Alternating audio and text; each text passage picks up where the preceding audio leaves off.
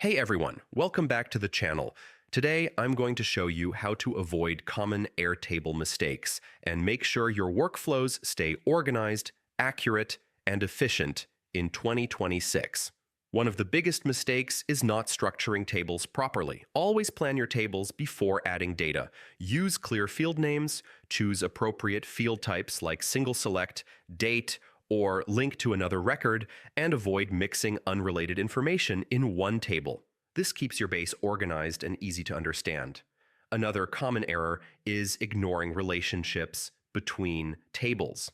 Linked records are powerful. They connect your data across tables. Not using them leads to duplicate entries, messy data, and broken workflows. Always link related tables for clients, projects, or tasks to keep your base relational and scalable.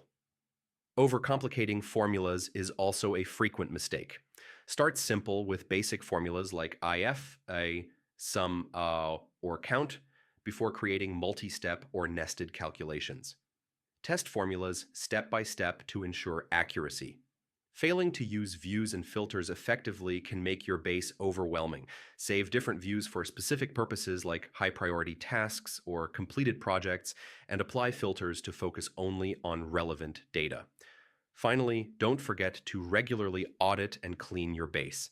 Remove outdated records, archive completed projects, and check automations to prevent errors. Following these steps ensures your Airtable stays accurate, efficient, and easy to use. That's it for today. If this guide helped you, like, subscribe, and hit the bell icon for more Airtable tutorials. Avoid common mistakes today and build a clean, powerful, and error-free Airtable base in 2026.